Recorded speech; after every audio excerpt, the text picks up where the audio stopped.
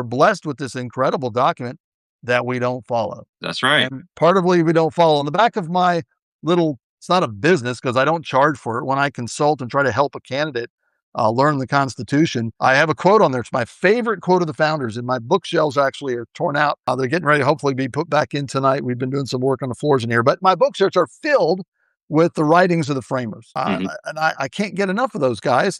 Now, I don't do founder framer worship. They were fallen human beings, like Bob mentions. They were sinners. However, they did God allowed them to do some incredible stuff, no matter what was going on in their heart, whether they were truly regenerate. I don't know. I would love to go back to the founding era if I could take my AR-15. If I could do a time machine and go back, but unfortunately I can't. I still wouldn't know what was in their hearts. But what I do know is that they were operating from, now this is an indictment on the modern church. They were operating from a far more biblical worldview than most Christ claimers today.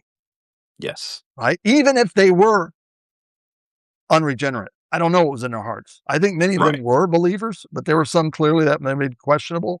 But anyways, my point is that what we can see from those, my favorite quote of all time is by a guy by the name of George Nicholas. And George Nicholas was nobody knows who he is today, but he would have been a hero of the Revolutionary War in Virginia. And he was an attendee at the Virginia Ratifying Convention of the summer of 17. And there's raucous going on. I get a kick out when people say we need to return politics to more civil time. Those people haven't read history. So there's this big fight going on between anti-federalists and federalists, whether or not to ratify the new governing document. And so George Nicholas, I don't have a YouTube of him, but I think he jumps to his feet and he says this. He says, an enlightened people will never suffer what was intended for their security to be perverted to an act of tyranny.